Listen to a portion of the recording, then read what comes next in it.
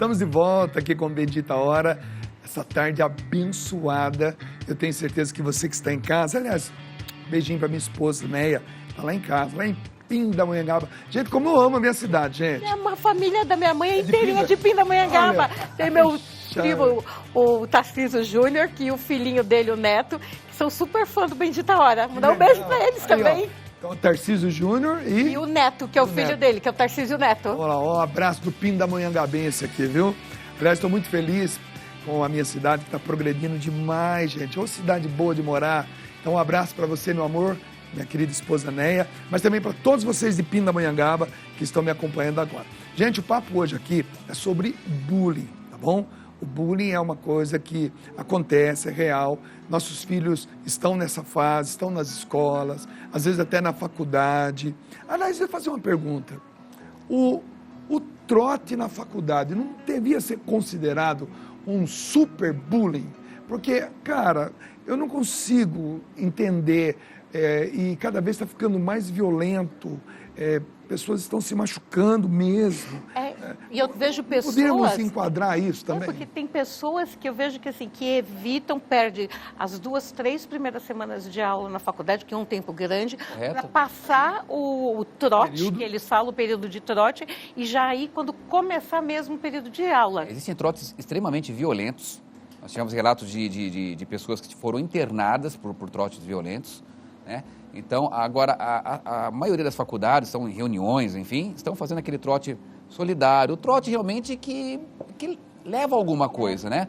Aquele trote violento, na verdade, ele pode não caracterizar o bullying, se for o trote que é realizado uma única vez, porque não é reiterado, mas não deixa de caracterizar um crime, por exemplo. Sim.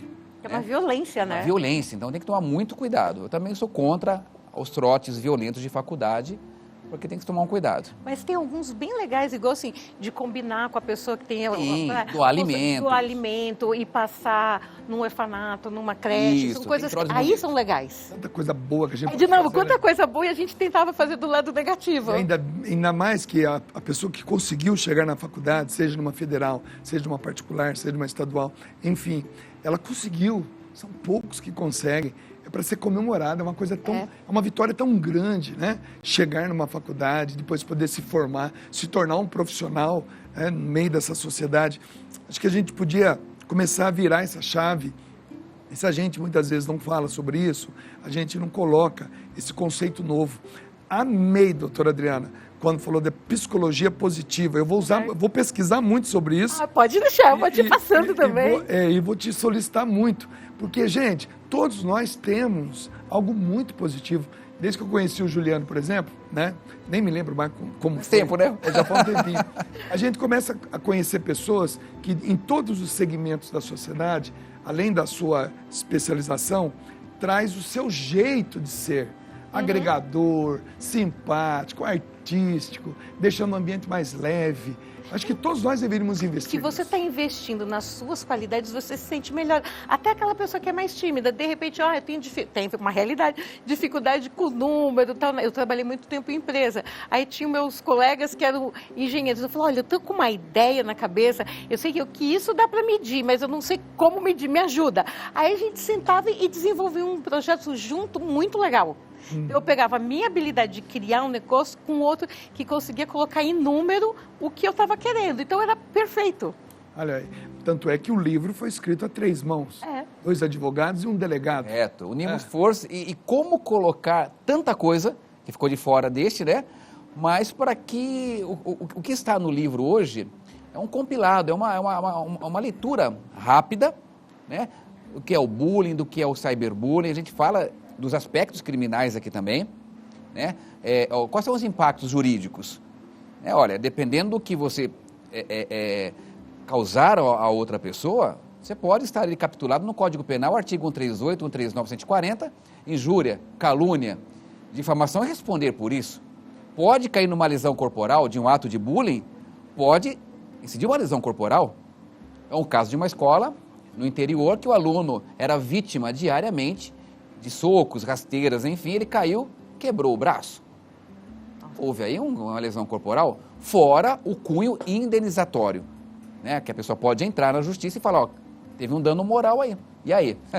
Então, não é brincadeira, né, Dunga? Olha, gente, o bullying, ele é algo que, a princípio, parece mimimi, uma brincadeira, de mau gosto, mas não. Ele tem consequências, sim. A gente vai continuar conversando agora. Eu tenho certeza que eu e você, que já somos adultos, já superamos, né? Mas tem gente que ainda não superou, não. O apoio para uma pessoa que sofre bullying é essencial. Acompanhe só esse vídeo. Vamos lá.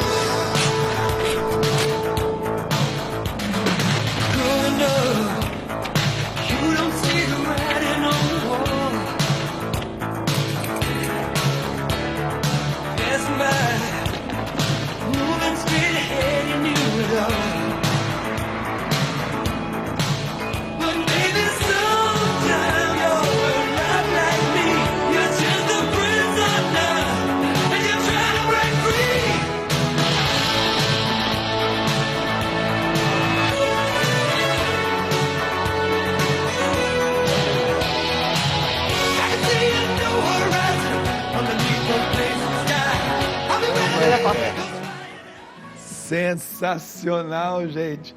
Olha, só acredito que eu me vi ali, rapaz, naquela cena onde eles estão jogando a bolsa da batatinha ali, para um lado e para o outro. Quando eu era bem novinho, estava indo no primário, fui abordado numa das esquinas antes de chegar na minha casa por 3 rapazes e eles fizeram exatamente aquilo comigo, jogavam meu material para lá, para cá, rasgaram a minha camisa. Olha, a minha mãe foi muito presente nesse momento, né? Me ouviu, me deixou chorar, foi comigo na escola. Depois de um tempo, por causa dessa atitude, até ela foi bem sensata, foi bem serena, foi bem tranquila. Não é que depois, mais tarde, eu passei a ser amigo, né, daqueles 3 rapazes, né? A gente, quando é criança, cada um tem um corpo, né? Depois eu acho que eu cresci mais, fiquei mais alto, fiquei mais popular, inclusive, na escola, mais fortinho um pouquinho. E acabei também ficando amigo deles, e a gente cresceu depois, acho que 2 já faleceram, e um ainda está vivo, e até hoje eu rezo por eles, porque marcou negativamente, mas a minha mãe soube como tratar, a professora também soube como atuar. Depois de um tempo eu acabei me tornando amigo deles, me tornei até uma referência para eles, por causa da minha exposição de televisão, e hoje eu rezo por eles. Mas muitas pessoas não conseguem, né? Não conseguem superar. Porque fica um trauma muito grande e ela vai sempre lembrando daquilo, porque aquela sensação de incapacidade, de não fazer parte do grupo, de ficar isolado, ela vai sempre, então ela já começa assim, não vão gostar de mim, e isso é inconsciente, né? Que ela está aqui pensando, está lá já de dentrinho da cabeça dela, então eu nem vou tentar chegar perto dessas pessoas, me enturmar, porque eu acho que vai ser difícil. Então às vezes a gente fala, nossa, aquela pessoa é arrogante, não conversa com ninguém. E daí, quando está adulto, a gente começa a julgar de novo. Porque eu falo, não, mas é porque a pessoa tem tanto medo, e ela ficou introvertida, com medo de se expor, com medo de se aproximar. Então, quando adulto, ela fica aqui e depois começa a sofrer julgamento novamente. E eu queria só ressaltar que é importante também a gente prestar atenção em quem faz o bullying, quem comete o bullying. Porque, às vezes, numa grande maioria das vezes, quando são crianças e às vezes é um bullying muito violento, ele está sofrendo algum tipo de violência em casa. Ou em casa, ou em algum lugar. Então, assim, aquela criança que às vezes tem os pais muito, muito rígidos e ele apanha, ele deixa de castigo. Então, lá ele não consegue se manifestar. Onde que ele junta tudo aquilo, aquela força, que ele teria vontade de falar para o pai, para a mãe ou para quem cria, que, olha, não quero fazer isso, você está batendo demais em mim, você está me deixando de castigo, é batendo nas outras crianças. Sempre lembrar que os nossos filhos, ou sobrinhos, ou netos, se você está criando, eles espelham o nosso comportamento. Então, quando você perceber que o seu filho é o causador do bullying, é o buller, como o pessoal fala, ele que está causando bullying, ele também precisa vir para a terapia e precisa de carinho, amor e atenção. Inclusive, porque alguma coisa não está legal ali. Temos vários relatos, né, na própria OAB que os agressores nas escolas são vítimas no seio familiar. Né? Tivemos relatos de um bem grave, vários, né, mas que o pai, alcoólatra, violência contumaz, a mãe também é uma pessoa que ali, usuária de droga. Então, como que este menino, esta menina vai viver, né, num ambiente sadio, ter a mente sadia, sofrendo violência? Ele vai externar isso na escola, porque acaba sendo a escola, na verdade, a primeira casa que ele vai buscar ajuda, vai buscar um refúgio, e lá ele também sofre violência. A escola, ela é esse primeiro ambiente social que todos nós, né, frequentamos. É ali que o caráter de cada um de nós também vai se definindo, né? A personalidade vai criando força, o caráter vai se delineando ali. Nós entramos ali no primeiro ano de escola, digamos assim, no ensino fundamental, saímos do ensino médio meio que já formados, né? Na nossa consciência, já sabemos mais ou menos o que queremos, já estamos pensando numa faculdade, já estamos querendo ter sonhos maiores. Então, é um período muito precioso. Então, professores, né? Como a Lê aqui, que é diretora também, vice-diretora, né, de uma escola, nós, pais, nós precisamos nos unir e conversar um pouco mais. Às vezes, aqui uma puxadinha de orelha em você, papai e mamãe, que muitas vezes tem reunião de pais na escola e você não vai. Né? Tem muito disso. Tem reunião, aquela chatice, sempre a mesma. Não é não. A presença dos pais na escola para essas reuniões é muito importante. Né? Não dá para ir, então manda o irmão mais velho, a irmã mais velha. Né? Não dá para o esposo ir, vai a esposa e vice-versa. É reunião de pais. Né? Então, isso é uma oportunidade muito grande para você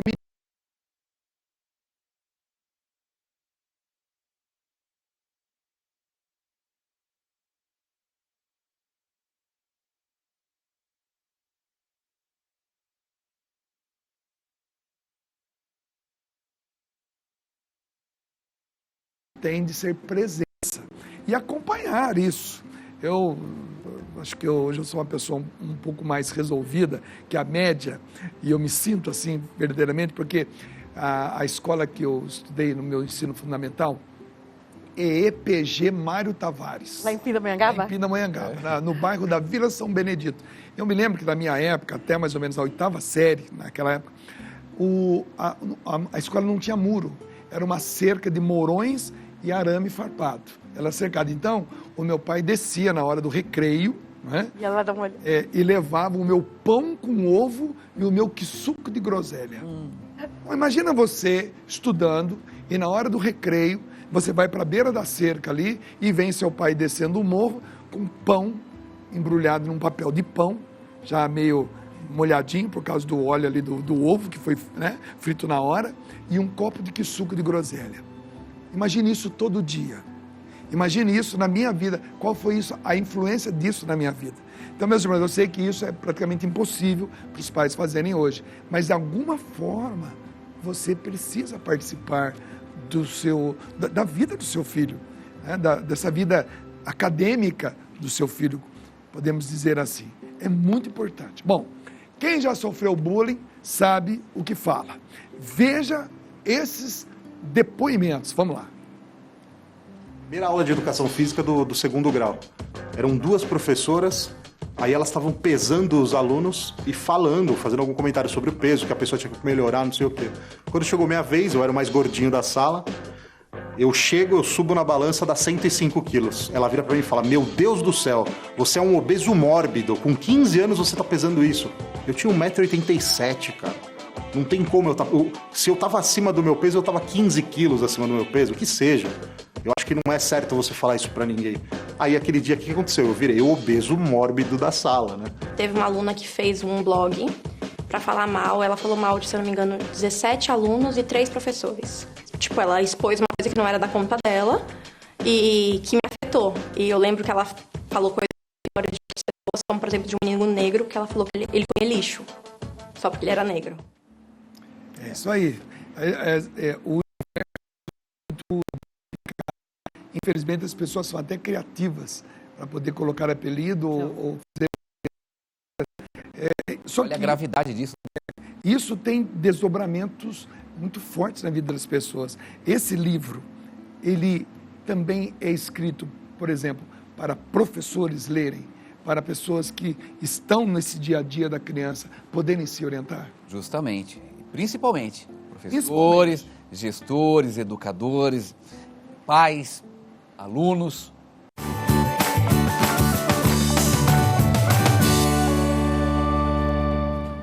Gente, a gente pede desculpa, caiu o sinal porque está caindo uma tempestade aqui em São Paulo nesse exato momento, né? Por isso que o sinal deu essa desconectada com o satélite, mas já estamos de volta, graças a Deus. Nós estávamos falando sobre essa realidade. Hoje nós somos adultos, né? Passamos por várias fases da nossa vida, superamos, graças a Deus. Me lembro de todos os apelidos que eu já tive na minha infância, de todos os meus começos e recomeços em ambientes de trabalho, das pessoas que eu estava conhecendo, me adaptando. Hoje, vou completar 60 anos agora, dia 2 de março, mas é bom olhar para trás e ver o quanto a gente superou. O bullying, ele pode ser também esse momento de superação, se a gente processa, porque a gente vai se autoafirmando também. E você vai vendo que você é forte, que você consegue superar aquele problema e passar por ele. E só deixando claro que às vezes as pessoas, hoje eu não posso dar mais apelido para ninguém. O apelido desde que a pessoa gosta. De novo falar de mim, sempre fui gorda, nunca fui magrinha. Às vezes mais, às vezes menos. O meu irmão me chama de Gorditia, as minhas duas são filhas dele, uma de 25 e a outra de 28, me chama de tia Gorditia. Eu acho super carinhoso, eu gosto. Então é sempre assim, se a pessoa gosta do apelido, isso não é bullying. Mas não se ela gosta de verdade, então você tem que ser verdadeiro. Te chamou, se eu não gostasse, eu ia falar pro meu irmão, não gostei. E aí, então assim, eu gosto do apelido, você pode continuar dando apelido, mas apelidos carinhosos e que a pessoa goste. Se a pessoa falar, não quero mais que você me chame assim, aí tem que respeitar, não é para chamar. Porque tem aquele que, o japinha, tem assim, o pessoal que não gosta. Não, eu sou coreano, eu sou chinesa, não quero. Então se a pessoa falar não, de novo, não é não, inclusive para brincadeiras. Então se for uma brincadeira saudável, a pessoa aceitar, tudo bem, não tem problema. Olha só, que bacana, né, gente? Hoje eu me chamo Dunga. É um apelido, né? Estou até querendo colocar no meu nome mesmo, Francisco Dunga José dos Santos. E eu peguei esse meu apelido no dia do meu batismo. A minha madrinha tinha assistido Branca de Neve e os Sete Anões no cinema da Fazenda, sábado à noite. Domingo de manhã, a minha mãe colocou uma touquinha com um pomponzinho do lado. Quando ela tirou a touquinha para o padre derramar a água, a minha madrinha disse, meu Deus, parece com o Dunguinha dos Sete Anões. E o padre, na hora, falou, eu te batizo, Francisco José dos Santos, Dunguinha, em nome do Pai, do Filho e do Espírito Santo. E voltei para casa sendo chamado de Dunguinha, já no primeiro mês de vida. Então, alguns apelidos chegam na hora certa, ficam, chegam de forma carinhosa, ficam. Outros que não gostamos, então esse a gente não quer. Bom, gente, mudando um pouquinho de assunto, hoje é dia 8 de janeiro, e hoje é celebrado o Dia do Fotógrafo. Que legal, né? Uma arte tão maravilhosa. Veja esse vídeo, vamos lá. 8 de janeiro é a data em que se comemora o Dia do Fotógrafo, ou Dia Nacional da Fotografia. Esse dia é oficialmente registrado, pois é considerada a data em que a primeira câmera fotográfica chegou ao Brasil, em 1840.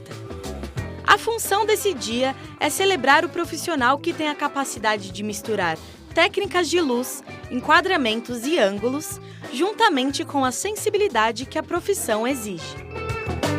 O fotógrafo é responsável por capturar momentos e eternizá-los, tornando a fotografia uma arte. Diversas áreas como o cinema, a publicidade e o jornalismo necessitam desses profissionais. Por isso, é importante que essa data seja celebrada, já que a fotografia é uma das maiores invenções do século XX, que foi capaz de mudar totalmente a comunicação na era moderna. Parabéns a você que é fotógrafo.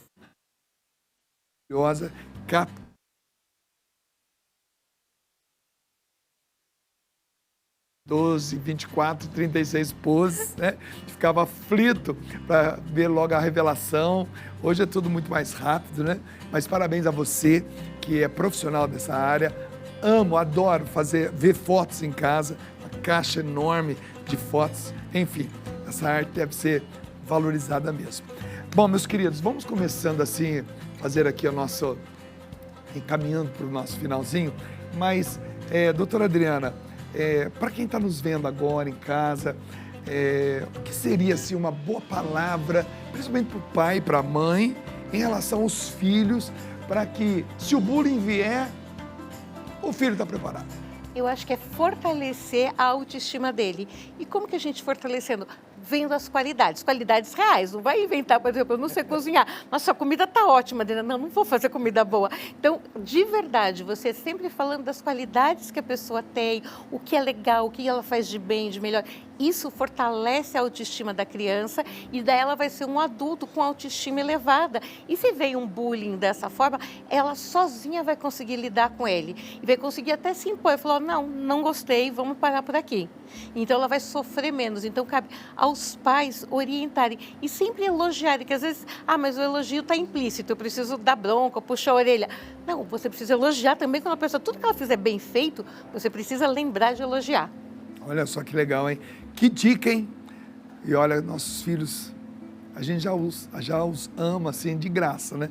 A gente já elogia de graça. Mas eu tenho certeza que você pode caprichar ainda mais. Percebeu? Valoriza. Mas antes aqui do nosso querido Dr. Juliano, nós temos aqui um meme, gente. Que legal, né? Dá uma olhada nisso aqui. Vai lá, coloca na tela. Olha só. Eu sou todinho de Maria. Eu queria o Di Maria no Corinthians, meu. Brincadeira, hein? Quem sabe nessa nova diretoria aí, o Di Maria no Corinthians. Mas é bacana, né? Todinho de Maria. É isso. Então, algumas coisas, elas que a internet nos oferece, faz o nosso dia também ficar mais leve. Doutor Juliano, e aí? Do lado jurídico da coisa, o que a gente pode se precaver, o que a gente pode tomar cuidado, não se expor tanto numa rede social, saber o que possa. Qual seria a sua orientação? Eu tenho a certeza que hoje, este bate-papo, né, de todos nós aqui, deixamos já mais um pouco de semente plantada, né? E é muito importante esses debates, a gente fomentar tudo isso. O bom diálogo, surgiu uma questão ali, um conflito, vamos tentar resolver, né? Uma escola bem treinada, gestores capacitados resolvem bons conflitos, né? Nós já capacitamos escolas, educadores, gestores, professores, e que resolveram situações graves de bullying, de violência escolar, porque estavam treinados. Os pais, cuidar, um olhar mais atento para os filhos. Não tenho tempo. Não tem problema, aquele tempo, você chega em casa, bate no quarto do filhão, da filhona, tudo bem, boa noite. Eu tenho o costume até hoje que meus filhos pedem benção para mim. Benção, pai, benção. Eu peço para os meus pais. Então, salvo engano, é Pitágoras que diz, educai as crianças para não punir os jovens, os adultos, né? Pitágoras. E Dom Bosco tem uma outra, eu sempre confundo, né? Os meninos são bons, se há meninos maus é porque não há quem cuide deles, Dom Bosco. Então, o que eu digo é isto, a vida passa muito rápido, então vamos ter uma leveza maior, né? E saber resolver os conflitos de uma forma mais tranquila.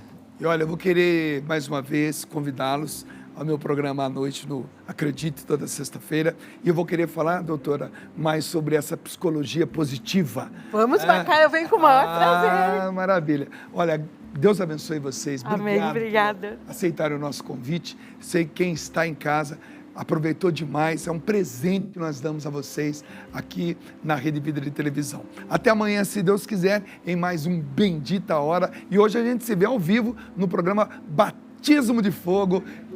Amanhã é mais cedo, gente, por causa da Copinha. A Rede Vida está transmitindo os jogos da Copinha, então amanhã o Bendita Hora é mais cedo um pouquinho. É às 14h30, porque às 3h15 nós vamos ter mais um jogaço da Copinha São Paulo Futebol de Júnior, tá legal? Eu encerro com esse meu clipe, Vou Confiar. Beijão no coração, até hoje à noite e até amanhã, se Deus quiser.